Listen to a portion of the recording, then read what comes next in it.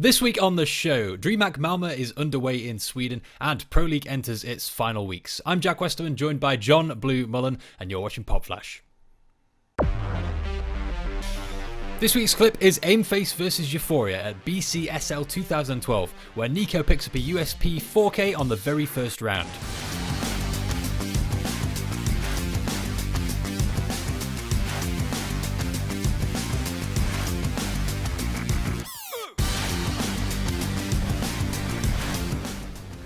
Aimface would defeat Euphoria 2-0 and Team Sixpack in the grand final, winning BCSL Season 3. Our first story this week is DreamHack Malmö, which of course takes place in Malmö, Sweden between April 12th and 17th. So, Blue, pretty big event. There's $250,000 on the line, and caveat to the viewers is that this event is live right now. You can go over and watch it on DreamHack's Twitch channel. So, Blue, one day of matches is complete, day 2 is in progress, and as we get Group A up on screen, we'll see this is Luminosity, Tyloo, Liquid, and Mousesports. Surely this group, you would think on the surface, is Luminosity's to lose. Is that fair to say?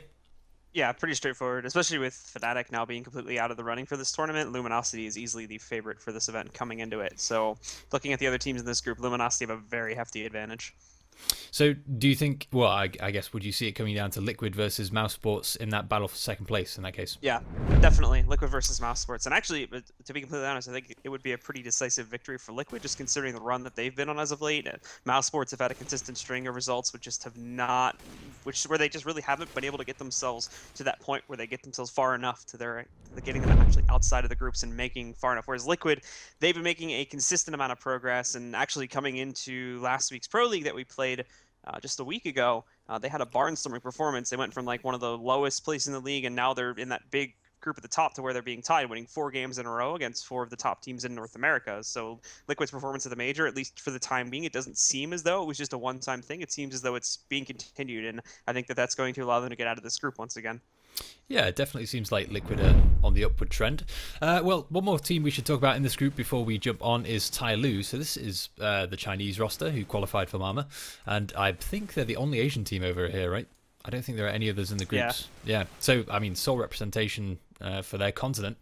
And it's not going to be pretty, I think it's fair to say. You know, I'm expecting some blowout defeats. How useful is it for these guys?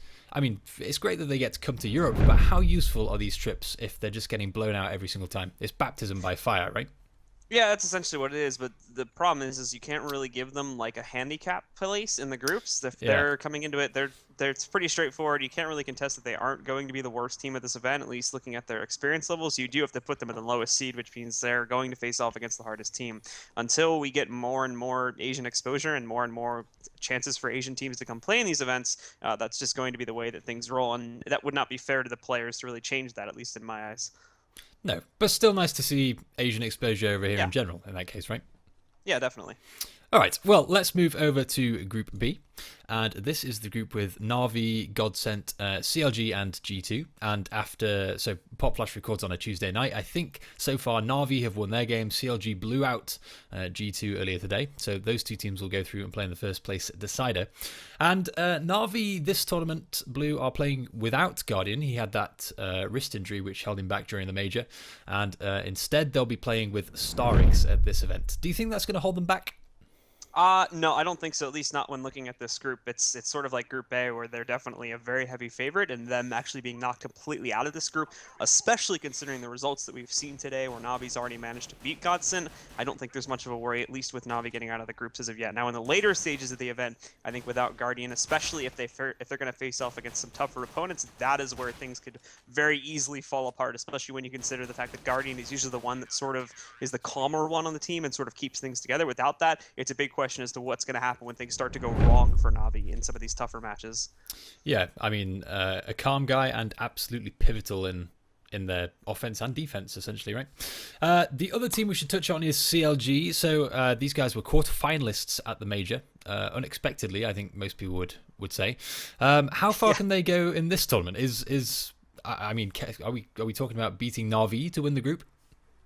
I don't think it would go that far, personally. I still think that Navi is going to have the edge over them in the actual group first place decider, but I would say that there is a chance that, like in my eyes, I don't think G2 is going to be able to beat Godsent back down in the lower elimination match. So I think the finals of this group are probably going to come down to CLG versus Godsent, and that is going to be a very close matchup there. And that all comes down to which CLG shows up to the party. Are we going to see Tarek showing up with the top performance, and JDM as well is another big question mark? If both of those guys show up and are able to frag well like they did at the groups of the major, then yes, we can probably see Cutler's another big one too, because he stepped up majorly at the major, ironically enough. No wordplay meant to be used there. Very but nice, yeah. Assuming all three of those big players do end up showing up that we saw back in the major, we could definitely be looking at another chance for CLG to get out of the groups. Once we actually get to the bracket stage, though, that is where everything is thrown up into the air, because that is actually where we saw CLG drop the ball majorly against Team Liquid as well.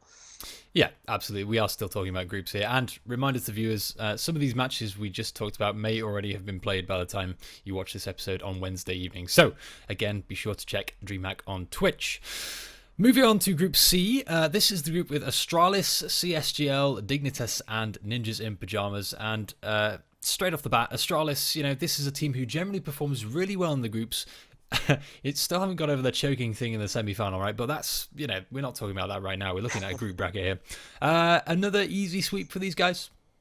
Yeah, this groups A, B, and C all have a very clear front runner, and for this one, it's definitely going to be Astralis. There's no way that Dignitas, NiP, or CSGO Lounge, especially with the results we've already seen today, are going to have any chance of contesting them for that first place decider spot. How much of a threat, if any, do NiP pose? Because, we all know they've had their struggles. They played with Threat at the major. But as we'll see when we talk about Pro League in a little bit later in the show, online they've been pretty dominant. I think they're 16-2 in Pro League. No chance they'll throw a spanner in the works at all here for Dignitas? Sorry, Astralis. I don't think that they're going to have a very good chance of beating Astralis. Just look at their game versus Dignitas today. They got absolutely destroyed. 16-2 was the scoreline, and NiP looked like they were completely in shambles. So unless there's a major recentering of the entire team going into whenever this actual matchup is played, I don't really think that they're going to have a chance to take first place out of the group, let alone even get out of the group, to be completely honest, if it ends up coming down to Dignitas, NiP again in the best of three for a second place decider. Really? You don't think NiP will have learned from today's loss and will improve on that? We'll have to wait and see, but there's been all these people saying NiP has been looking like they've been improving majorly as of late, and that's shown in the online games, but I have not seen in the LAN games as of yet. Yeah, it's weird how it sometimes doesn't quite some teams are very consistent online and offline, and some teams just not quite the case. Well, we'll come back and talk about NiP a little bit later on, but let's wrap up this topic with a look at Group D. So this is FaZe, Virtus.Pro, Tempo Storm, and Envious. Tempo Storm, it's quite nice to see those guys here. It's been a few weeks since we talked about them. Let's kick things off with Virtus.Pro.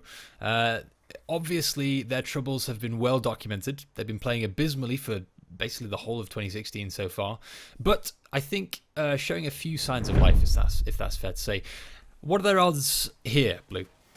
Getting out of the group, I actually think I think that they're probably the strongest one to take it out first place, but it's a very close contest between them and Tempo Storm, considering the sort of rise we've been seeing of those guys.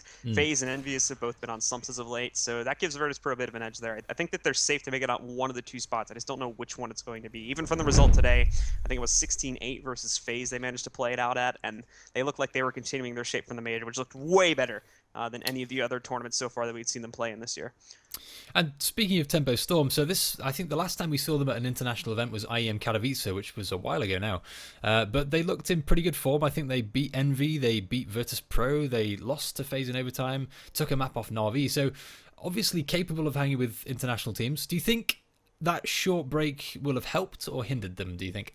Here's the thing with the Brazilian teams that some people, I'm hoping most people sort of are aware of this by now, just when you look at Luminosity and the grind that they put themselves through. Tempo Storm is putting themselves up to the same sort of standards. They literally live right across the street from Luminosity Gaming, so they're getting all this same help and whatnot, and they're pretty sure they're working at the same sort of disciplined practice schedule. So these guys, even though they're on a break from official matches, they're not stopping their practices and scrims at all. And while I think the major may have put a little bit of a bump into some of the practice they may be able to get, at least from a North American standpoint, these guys are definitely ones that are not going to step down or stop playing just because there really aren't any official matches to get ready for. So I think going into this one, they're definitely going to be drilled and ready to go, and they'll be a pretty strong opponent, especially when you get into the actual bracket stage.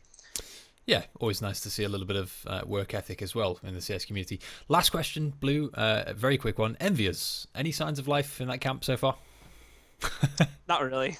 Not for me. It seems like the French scene in general is going to be a bit of a mess for the next coming months while things shuffle around a little bit. So I really don't think we're going to see that much of an improved performance. And if we do, it's not going to put them anywhere near to that top 3 or 4 that they were in previously.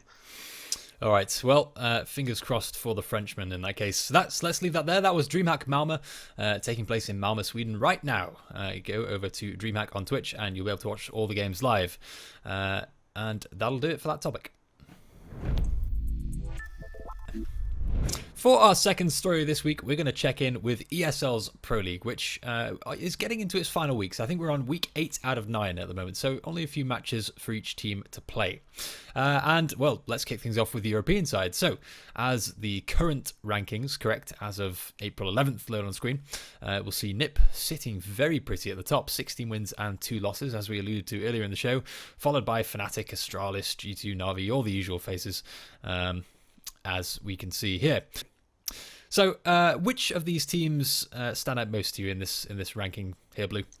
Honestly, probably G2 and NIP at the top of the bracket are probably the ones that stand out the most, considering that G2, like many of the French teams right now, has just not really been looking that well in their online games and in general in their actual tournament runs. And NIP has sort of been the same thing, judging from today's result versus Dignitas. Yeah. But for some reason, NIP has actually had an amazing run themselves. I think it was Freiburg has really stepped up for that team. If you look at the overall stats from all the matches that NIP has played so far, of the 18 games they played, they're him or Forest. It might have been Forest. They've had like 10 1v1 wins on record or something like that. One of them has like 3 or 4 aces on record for the entire season. These guys have definitely been stepping up their game big time, and they've talked about it a little bit too.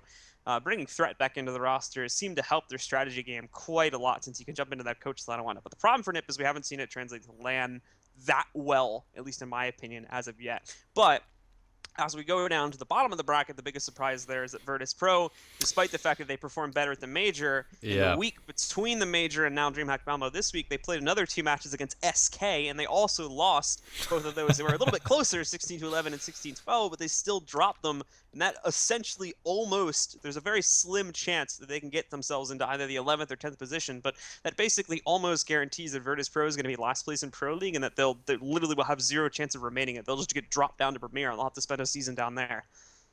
Which is the biggest surprise? The fact that NIP have topped this list, or that Virtus.Pro are at the bottom? Oh, Virtus.Pro probably is like NIP have been showing some steady signs of improvement on their online games, but Virtus.Pro now, it's the fact that they didn't win the 2 games last week against SK and try to bounce them up to at least 4 wins there to get themselves out of the danger zone is probably the more surprising thing. They're still completely dropping the ball when it comes to Pro League, so there's a very large chance now that we might not even see them in Pro League next season.